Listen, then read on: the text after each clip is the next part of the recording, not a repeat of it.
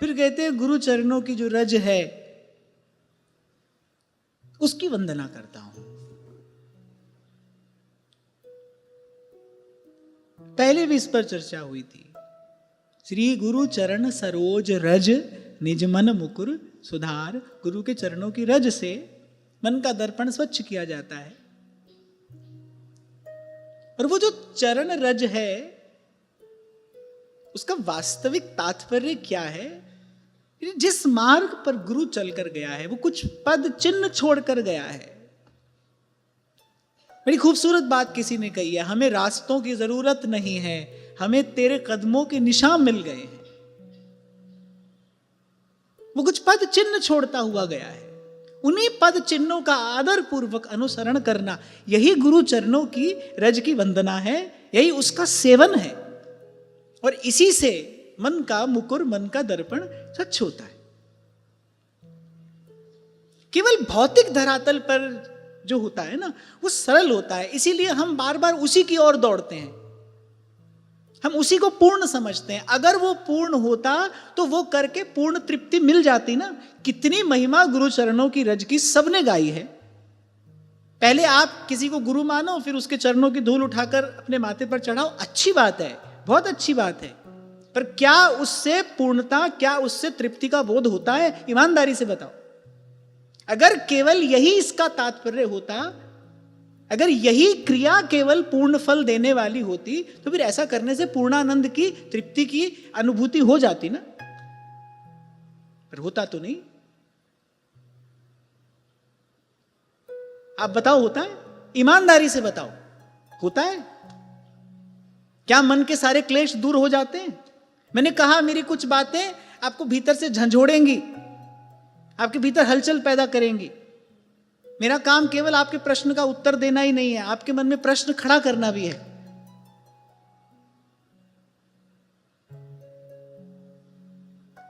ये अर्थ भी है, पर ये अर्थ ही नहीं है। जैसे मैं आपसे कहता हूं ना कि कथा के गर्भ में कुछ है। अंग्रेजी में भी कहा जाता है there is a story between the lines, there is some story between the lines. ऐसे ही संतों की जो वाणी है उसका एक आध्यात्मिक अर्थ भी होता है। वो शरीर के धरातल पर नहीं घटता है, वो चेतना के धरातल पर घटता है। उसका एक आध्यात्मिक अर्थ है, आधि भौतिक अर्थ भी है। ऐसा नहीं कह रहा हूं मैं कि संतों की चरण धूलि मस्तक पर नहीं धारण करनी चाहिए, मैं ऐसा बिल्कुल नहीं कह रहा हूं। केवल यही अर्थ नहीं है, केवल यही तात्पर्य नहीं है। अगर इसका केवल यही अर्थ मानोगे, मन के दर्पण पर कैसे गुरु चरणों की धूल लगाओगे? मन का दर्पण उठाया है कभी हाथ में? देखा है कभी उसको कैसा है? नहीं। निज मन मुकुर सुधार, ये कहकर ही गोस्वामी जी कह देते हैं कि इन शब्दों का कुछ आध्यात्मिक अर्थ है, ढूंढना।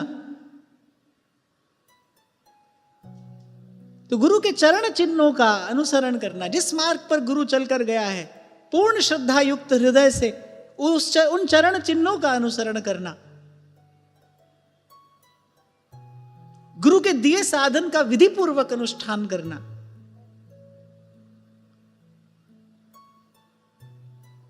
किसी ने मुझसे पूछा आत्मविश्वास, सेल्फ कॉन्फिडेंस कैसे आता है? आजकल तो लोग समझते हैं कि किसी मोटिवेशनल स्पीकर की स्पीच जाकर सुन लो 2, 5, 10 हजार रुपया देकर, और आप ऑडिटोरियम से बाहर निकलोगे, बस कर लो दुनिया मुट्ठी में। ऐसा होता नहीं। लेकिन अनुशासन पूर्वक किए गए अभ्यास से विश्वास की प्राप्ति होती है। जो आज मैंने आरंभ में कहा ना, प्रथम हृदय श्रद्धा जो करे, फिर गुरु ने जो विधि दी है अनुशासन पूर्वक उसका अभ्यास करे, उससे क्या होगा? अनुभव होगा। अनुभव आपको विश्वास से ओतप्रोत कर देगा। अनुशासन पूर्वक किए गए अभ्यास से विश्वास की प्राप्ति होती है। सूत्र है। गुरु ने जो आपको विधि बताई, गुरु ने जो आपको साधन दिया, अनुशासन पूर्वक उसका अभ्यास करिए। कब तक ऐसी भक्ति करें? बहुकाल। अभी मुझसे किसी ने पूछा अनुशासन का पालन कब तक करना चाहिए, मैंने कहा जब तक अनुशासन में रस ना आने लगे। आरंभिक स्थिति क्या है, जब आपको अपने आप को ढालना पड़ेगा, उसमें आपको प्रयास करना पड़ेगा। जब वो सहज हो जाए तब समझ लेना कि आप बीच मार्ग में पहुंच गए, आधा रास्ता आपने तय कर लिया। जब वो सहज हो जाए, लेकिन अभी उसमें रस नहीं आ रहा है, सहज तो हो गए आप पर अभी उसमें रस नहीं है। फिर एक स्थिति आए जब उसमें रस आने लगे, जब उससे अतिरिक्त कुछ और आपको न रुचे, आपको लगे कि नहीं यही सही है, उसी में आपको रसानुभूति होने लगे, तब समझना कि हाँ ये सिद्धि हुई।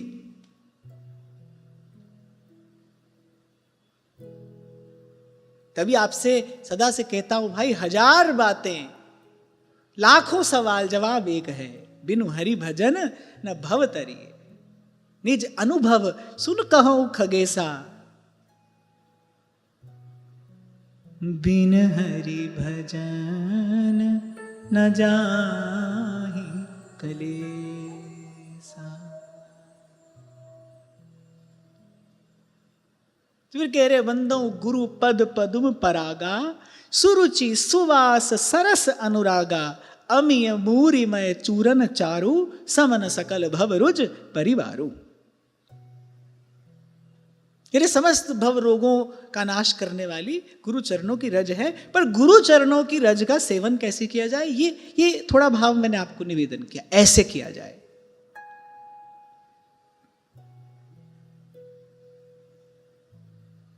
या फिर खूब रच पच कर गोस्वामी जी ने गुरु चरणों की वंदना की है, गुरु चरणों की स्तुति की है।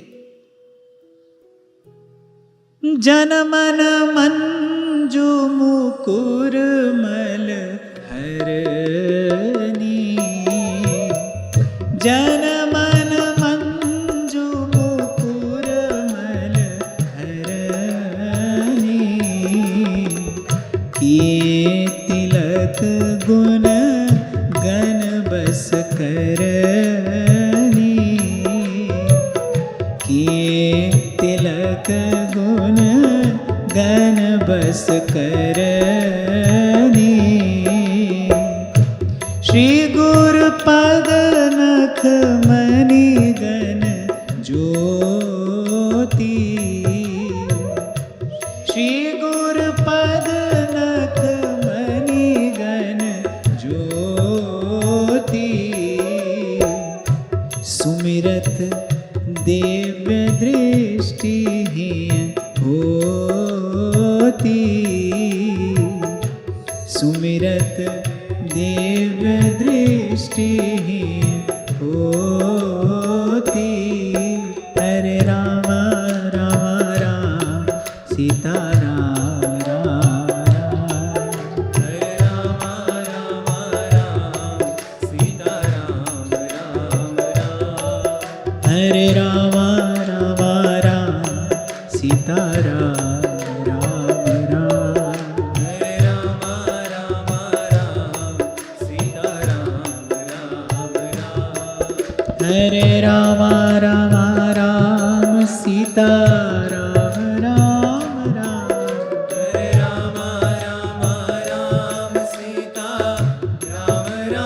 राम, हरे राम राम राम सीता राम राम राम, हरे राम राम राम सीता राम राम राम, हरे राम राम राम सीता राम राम राम, हरे राम राम राम सीता राम राम राम, हरे राम राम राम सीता राम राम राम, हरे राम राम राम सीता राम राम राम, हरे राम राम राम सीता राम राम राम। फिर गोस्वामी जी कहते हैं कि गुरु चरणों के जो के नखों की जो ज्योति है, ये वो स्वयं प्रकाशित मणि है, जिसके स्मरण से ही हृदय में दिव्य दृष्टि उत्पन्न हो जाती है।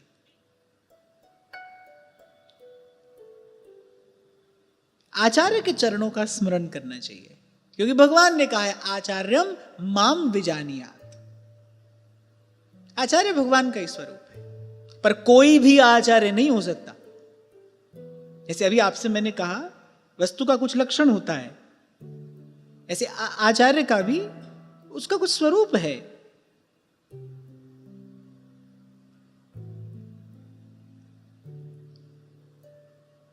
जैसे डॉक्टर की कुर्सी पर बैठ जाए तो कोई डॉक्टर नहीं हो जाएगा, कुर्सी होती है ना।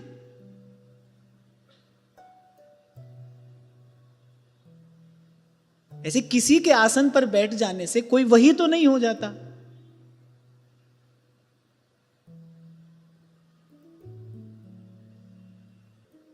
तो केवल महिमा नहीं है भाई, महामहिमा है गुरु की, गुरु के चरणों की, गुरु चरणों की रज की, गुरु पद नखमणि की। पर गुरु हो, पहले गुरु।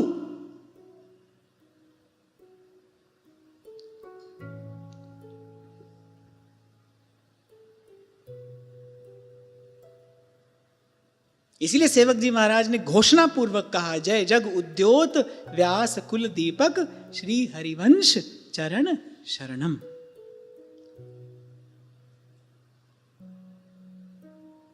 अच्छा, मैं तो कहता हूं व्यवहार की दृष्टि से भी अगर मैं इसका विचार करूं, कोई व्यक्ति कहीं से दीक्षित हुआ, कोई व्यक्ति कहीं से दीक्षित हुआ, दीक्षित होते ये हमारे गुरुजी, ये तुम्हारे गुरुजी। अगर सभी को यही बात कही जाए कि हम सबके गुरु श्री महाप्रभु जी हैं, तो आपको नहीं लगता कि व्यवहारिक और सामाजिक रूप से भी ये कितना स्वस्थ है? क्यों? क्योंकि यही सत्य है, इसलिए इसका परिणाम स्वस्थ होगा, सुखद होगा सबके लिए। सर्वजन हिताय सर्वजन सुखाय, क्योंकि यही सत्य है, यही सत्य है।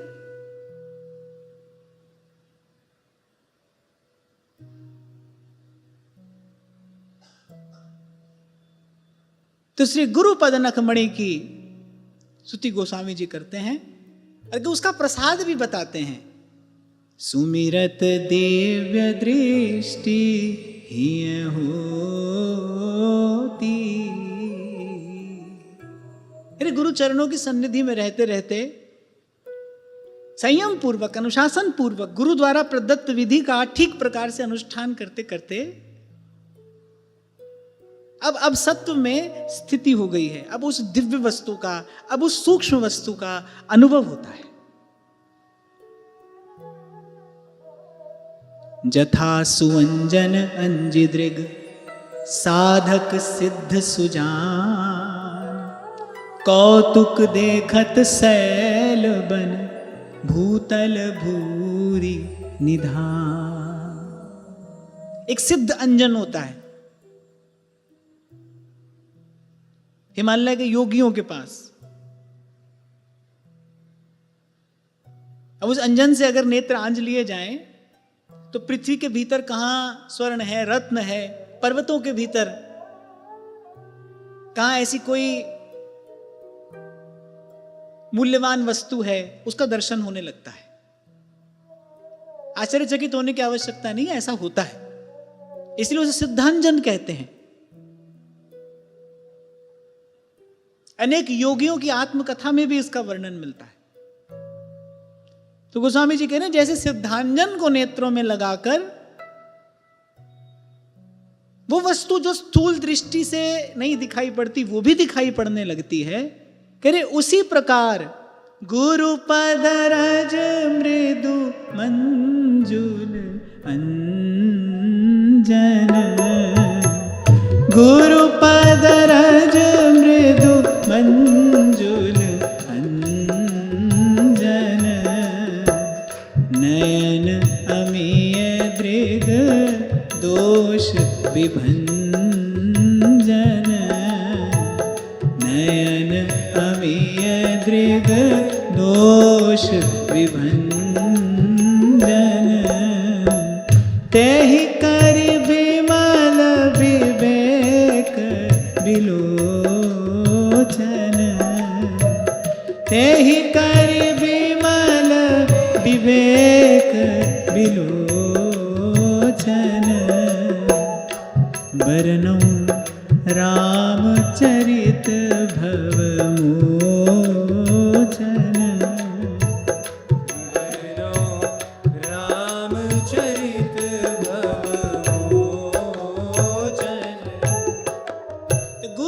रज मृदु मंजुल अंजन, फिर इस अंजन की विशेषता क्या है? नयन अमीय दृग दोष विभंजन।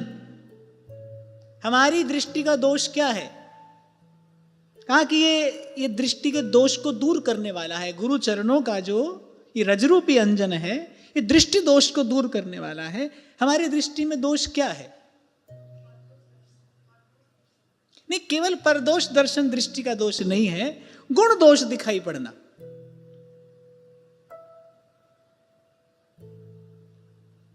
क्यों? गुण में राग होता है, जहां गुण देखोगे वहां राग होगा। अब आप कहोगे कि आप ही बार बार कहते हैं गुण देखिए। पहला कार्य यह है कि दोष न देखिए, लेकिन पहुंचना कहां है? जहां गुण दोष दोनों ही न दिखाई पड़े। वासुदेव सर्वमिति स महात्मा सुदुर्लभा, गीता में भगवान कहते हैं। कोई बड़ी स्तुति नहीं की महापुरुषों ने। सेवक जी महाराज कह रहे हैं गुण मानी संसार।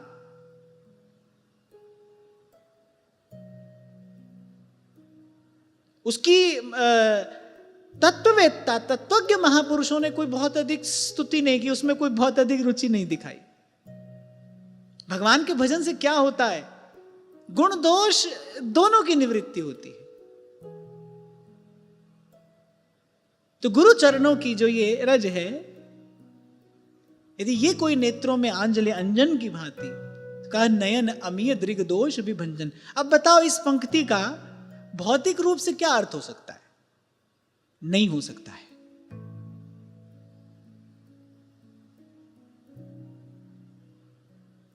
अब कोई सोचे गुरु महाराज के चरणों की रज उठाए और डाल ले आंख में, अब पता नहीं बेचारा कहां लैंड करेगा, कहां पहुंचेगा जाकर। इसलिए मैंने कहा ये जो कहा गया है ना यहां, इसका आदि भौतिक अर्थ भी है, पर कुछ गहन गंभीर तात्पर्य है इन शब्दों का। इसलिए आज आरंभ से मैं बार बार आपको यही निवेदन कर रहा हूं, गुरु की महिमा तो है ही भाई, महामहिमा है। गुरु से महिमाशाली तो और कुछ है ही नहीं, गुरु से भारी और कोई नहीं है। गुरु की तो महामहिमा है, लेकिन जिस प्रकार ठीक प्रकार से किसी दिव्य औषधि का सेवन न करने से उस औषधि का जो लाभ है वो प्राप्त नहीं होता, ठीक इसी प्रकार यदि गुरु का सेवन भी सविधि न किया जाए तो फिर जो लाभ उससे प्राप्त होना चाहिए वो नहीं होता। और चलता व्यक्ति कहां के लिए है और पहुंच कहां जाता है। इसलिए मैंने बहुत विचार कर कहा, मैंने कोई ऐसे आवेश में आकर नहीं कहा। ये जो गुरु तत्व है, ये गुरु निष्ठा का जो सिद्धांत है, इसको ठीक प्रकार से न समझने के कारण सनातन धर्म को बहुत हानि हुई है। ये धर्म बार बार व्यक्तिवाद के कारण बार बार क्षतिग्रस्त होता रहा। हजारों लाखों लोगों की श्रद्धा आस्था टूटती रही। किस कारण? केवल इस एक सिद्धांत को ठीक से न समझने के कारण। इसलिए कबीर ने कहा, गुरु को मानुष जानते ते नर कहिए अंध।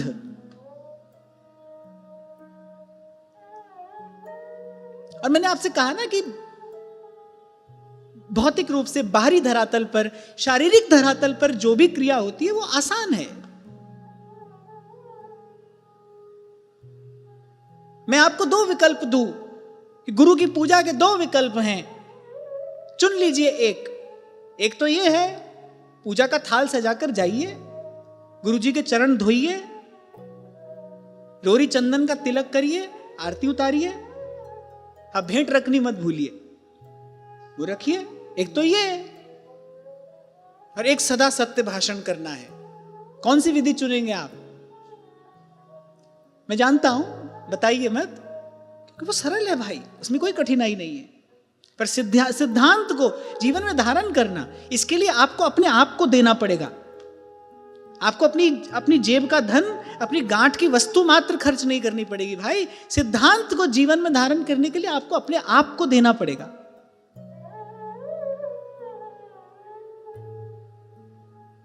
सबसे पहले अपने अहंकार को विसर्जित करना पड़ेगा। बड़ी कठिनाई आएगी उस समय, पर बात तो तभी बनेगी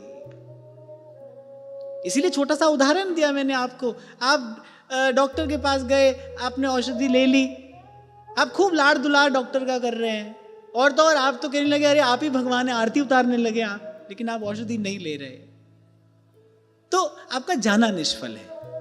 ठीक है, आप थोड़ा मनोरंजन कर आए, अपना भी उसका भी, पर आपका वो जो प्रयोजन है वो सिद्ध नहीं होता, नहीं होता। और भाई हम तो रास्ता बताने वाले हैं, और साथ में आपको ये भी बता रहे हैं दौड़ कर जाइए, दौड़ कर जाइए। कब पट हो जाए पता नहीं। इसीलिए हमारे यहां संध्या में रोज गाया जाता है ना, इसमें विलंब नहीं करना चाहिए। राधा वल्लभ लाल की दौड़ आरती देख, पाग बनी पटका बन्यो बन्यो लाल को भेख, और राधा वल्लभ लाल की दौड़ आरती देख। सब काम छोड़ कर जाइए। हाँ ठीक है, ये तो शिष्टाचार है, रास्ता बताने वाले का धन्यवाद करिए। पर मैं तो एक और बात आगे बढ़कर कहता हूं, वो आपको मिला, सही व्यक्ति आपको सही समय पर मिल गया, ये भी प्रभु की ही कृपा है। मूल में तो वही है, करण करावण हार, आप कोई दूसरा ढूंढे नहीं मिलता भाई मुझे तो। इसलिए कहने वाला कहता है हर जर्रे में किस शान से तू जलवानुमा है।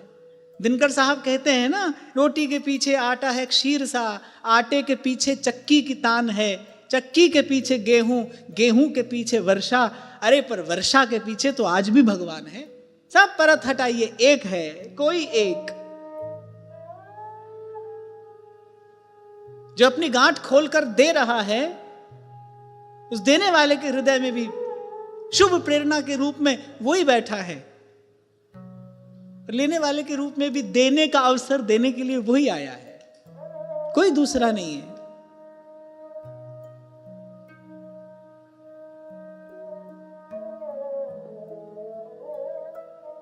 This is the way to be focused, एकाग्र। एक बात समझ में आ जाए, बिनु हरि भजन न भव तरिए। हम जिससे भी मिले हैं इस पथ पर, इस मार्ग पर, इस यात्रा में, हम जिससे भी मिले हैं उसका कारण एक ही है, हमारी श्रद्धा, हमारा विश्वास, हमारी इस दैवी संपत्ति की अभिवृद्धि हो, हम श्री जी की सेवा के योग्य बने। हमारे आचार्य ने हमको अपने दिव्य स्वरूप का जो बोध कराया है, शीघ्र अतिशीघ्र हमें उस शुद्ध सिद्ध स्वरूप की प्राप्ति हो, बस। सब काम हुआ, वो नहीं हुआ तो फिर ये कहना सुनना, ये मिलना जुलना, आना जाना, सोचना समझना, सब व्यर्थ।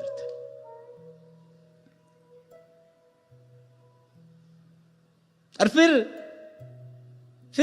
मेरे गोस्वामी जी बता रहे हैं कि ऐसे गुरु चरणों की वंदना, गुरु चरण रज की स्तुति, गुरु की पद नख ज्योति का ध्यान करिए। ये सबका प्रसाद क्या है? तेहि कर बिमल विवेक बिलोचन, तेहि कर बिमल विवेक बिलोचन, बरनौ रामचरित भव मोचन, बरनौ रामचरित भव मोचन। जय जय राम राजा राम, जय जय राम सीताराम, जय जय राम राजा राम, जय जय राम सीताराम, जय जय राम राजा राम, जय जय राम सीताराम, जय जय राम राजा राम, जय जय राम सीताराम। मेरे बुद्धि योग की प्राप्ति, विमल विवेक का प्रकाश। सेवक जी महाराज ने यही प्रसाद मांगा, देहु कृपा कर बुद्धि प्रकाश, जस बरनौ हरिवंश विलास। ऐसे गोस्वामी जी भी यही कह रहे हैं। ये गुरु चरणों की सेवा का, सानिध्य का प्रसाद क्या है? कह रहे विमल विवेक का प्रकाश। व्यास जी से यही प्रश्न पूछा था ब्राह्मण रूपधारी भगवान विश्वनाथ ने विद्या की प्राप्ति का लक्ष्य क्या है, क्यों पढ़ा जाए, क्यों अध्ययन किया जाए, क्यों स्वाध्याय किया जाए, क्यों श्रवण चिंतन किया जाए, किस लिए? व्यास जी ने उत्तर दिया, भाई विवेक की प्राप्ति। सनातन और नश्वर का जो बोध है, जानकारी नहीं, बोध। आपसे निवेदन किया था मैंने, साधना का पूर्व पक्ष क्या है? जग सो भयो फिरे बैरागी। फिर दुर्दास जी कह रहे हैं वृंदावन रस में अनुरागी। पूर्व पक्ष क्या है? जग सो भयो फिरे बैरागी। कैसे होगा जगत से वैराग्य? जब तक जगत की नश्वरता का बोध नहीं होगा। जानकारी तो सबको है ही, अपने आप को बूढ़ा होते हुए, अपने आप को बीमार होते हुए, अपने आप को कभी धनी कभी निर्धन होते हुए सब व्यक्ति देख रहे हैं। सबको पता है कि भाई लाख प्रयास कर लो, लेकिन कोई आज तक सुख को बांध कर नहीं रख सका, कोई आज तक दुख से बच नहीं सका। ये अस्थिर है, ये किसी भी तरीके से हाथ नहीं आता। इसका अनुभव थोड़ा घना सभी को होता है। हाँ, ये है कि भाई बुद्धि बहुत ही जड़ होती है, बुद्धि बहुत ही जड़ होती है, विवेक शक्ति शून्य होती है। तो घटते हुए तो व्यक्ति देखता है, लेकिन उससे कुछ सीख नहीं पाता, कुछ समझ नहीं पाता। नश्वर और सनातन का बोध। संसार से पिंड छुड़ाने का केवल एक उपाय है, समझ में आ जाए कि भाई ये घाटे का सौदा है। समझ में आने पर कोई घाटे के सौदे में अपनी गांठ का धन नहीं लगाता, कोई नहीं लगाता। किसी को पता हो भाई 10 रुपये आज लगा रहे हैं, कल 2 रह जाएंगे, वो बिल्कुल नहीं लगाएगा। कहेगा भाई हमको 10 ही ठीक है, हमको बढ़ाने नहीं है। 10 के 2 कौन करना चाहता है? ऐसे ही जब जगत की नश्वरता का बोध होता है, जैसे जैसे बुद्ध के जीवन की कथा, ज्योतिषी ने कहा कि इनको कभी किसी की शव यात्रा न दिखा देना। क्यों? क्योंकि इसका पूर्व का संस्कार इतना प्रबल है कि बस वो एक घटना अपनी आंख से देखते ही वो पूर्व का संस्कार जगेगा, संसार की नश्वरता का बोध हो जाएगा। उसके बाद इनको संसार में बांध कर रख पाना किसी के लिए भी असंभव हो जाएगा। जगत की नश्वरता का बोध फिर नहीं लगाएंगे आप। ये सांसों की अमूल्य संपत्ति, एक एक तब सांस का 3 लोक नहीं दान, फिर यह अमूल्य निधि नहीं लगाएंगे आप यहां। इसलिए ध्रुवदास जी ने कहा पहले जग सो भयो फिरे बैरागी, ये पूर्व पक्ष है। फिर वृंदावन रस में अनुरागी। सनातन और नश्वर का बोध, यही गुरु चरणों की सेवा का, सुमिरन का और गुरु द्वारा प्रदत्त दिए गए साधन के अनुष्ठान का परम फल है। जगत गुरु श्री कृष्ण भी यही बात भगवद गीता में कहते हैं, तेषाम सतत युक्तानाम भजताम प्रीति पूर्वकम ददामि बुद्धि योगम तम येन माम उपयान्ति ते। गजब की बात कही भगवान ने, एक पंक्ति में पूरा ग्रंथ लिख दिया। मान लो भगवान ने कहा कथयन्त्यश्च माम नित्यम तुष्यन्ति च रमन्ति च तेषाम सतत युक्तानाम भजताम प्रीति पूर्वकम। दिन रात प्रभु कह रहे जो मुझ में ही लगाए, भजन साधन में लगाए, मेरा ही स्मरण करता है, मेरा ही चिंतन करता है, मेरी लीला का गान करता है, श्रवण करता है। क्या देता हूं? भगवान ने कहा उसको मैं विवेक देता हूं। ददामि बुद्धि योगम तम। भगवान ने कहा विवेक प्राप्त होते ही क्या कहा? येन माम उपयान्ति ते। बोले वो सीधा ही मेरे पास चला आता है, सब छोड़कर, फिर नहीं देखता वो किसी की ओर, वो सीधा ही मेरे पास चला आता है। येन माम उपयान्ति, विवेक प्राप्त हो जाए। और गोस्वामी जी कह रहे हैं ये जो गुरु की महामहिमा, गुरु चरणों की अद्भुत महिमा मैंने गाई है, इसका परम प्रसाद क्या है? तेहि कर बिमल विवेक विलोचन। विमल विवेक की प्राप्ति, विमल विवेक।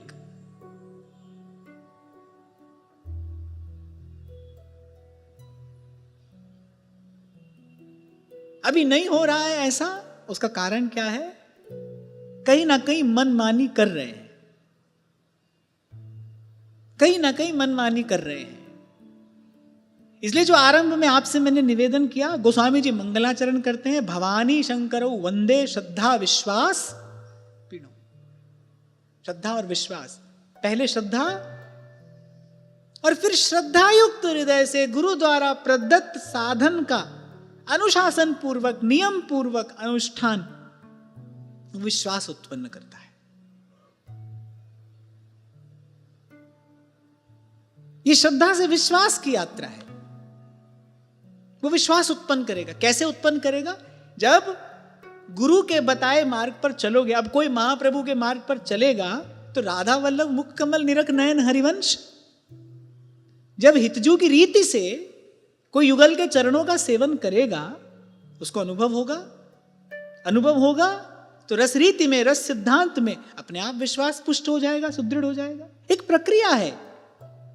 हमारे आपके लिए, सबके लिए नियम एक सा है, पर यही प्रक्रिया है। श्रद्धा विश्वास पूर्वक गुरु चरणों की सेवा का परम प्रसाद क्या है? विमल विवेक की प्राप्ति। बोध हो गया। और मैंने कहा ना, पता चल जाए कि इस सौदे में घाटा होने वाला है, कोई नहीं लगेगा उसमें, कभी नहीं लगेगा उसमें। ये पता नहीं पड़ रहा है अभी कि ये घाटे का सौदा है,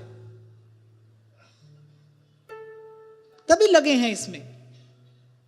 इसीलिए सेवक जी महाराज कह रहे, आस की पास नहीं तोर जानी। ये युक्ति नहीं सीखी। आशा का बंधन टूट जाए इस संसार से। कैसे टूटे? जब तक पता न चले संसार के स्वरूप का।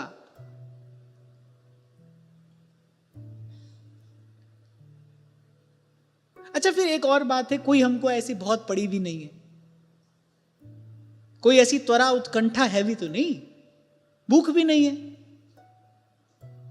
कभी ठाकुर जी कृपा करेंगे, कभी श्री जी की कृपा होगी। नारद जी कहते हैं, तद्विस्मरणम परम व्याकुलते।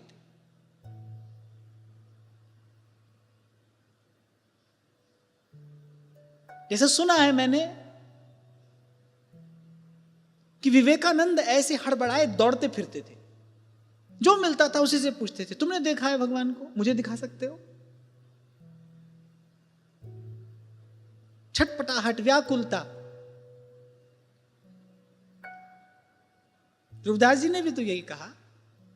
वो कैसी चाह जो आपके मन में चटपटी उत्पन्न न कर दे। चाह, चटपटी। हम क्या देख रहे हैं? हमको थोड़ी चाह तो है, चलो मिल जाए, हमको भी मिल जाए भगवान, हमको भी हो जाए दर्शन, हमको भी मिल जाए सेवा। कोई चटपटी नहीं है। चटपटी नहीं है माने चाह नहीं है।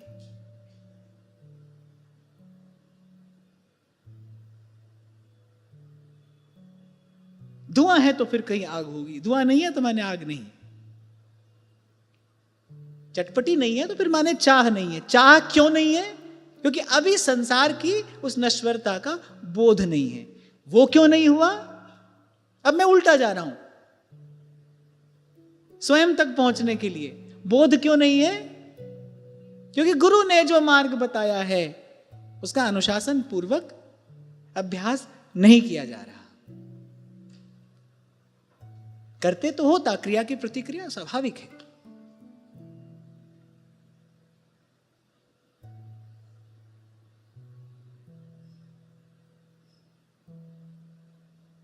तो गोस्वामी जी कह रहे, ते ही करे विमल विवेक विलोचन।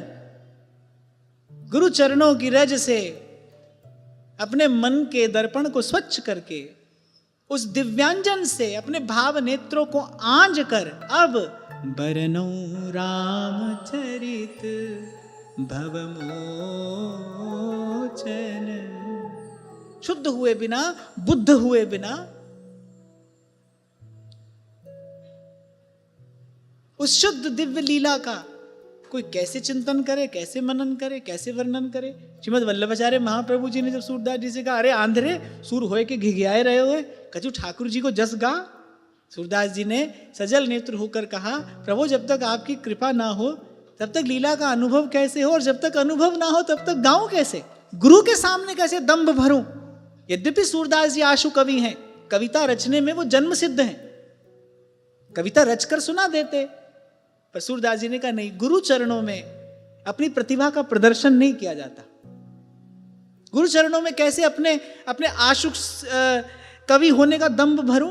कहा प्रभु जब तक आप कृपा न करें तब तक मुझे लीला का अनुभव कैसे हो, और जब तक अनुभव ना हो तब तक गाऊं कैसे? ठीक यही बात सेवक जी महाराज कह रहे हैं, देहु कृपा कर बुद्धि प्रकाश। और ये बुद्धि में ये विमल विवेक का प्रकाश होने पर मैं क्या करना चाहता हूं? जस बरनौ हरिवंश विलास, श्री हरिवंश ही गाय हो, जय जय श्री हरिवंश ही गाय। ये गुरु चरणों की महिमा और ये गुरु चरणों के सेवन का परम प्रसाद, ऐसा गोस्वामी जी अपने भाव में मंगलाचरण में वर्णन करते हैं। आज की वार्ता यहीं श्री जी के चरणों में निवेदन करता हूं। महाराज श्री के चरणों में प्रणाम। आप सबके हृदयस्थ हित प्रभु को, भाव प्रभु को नमन।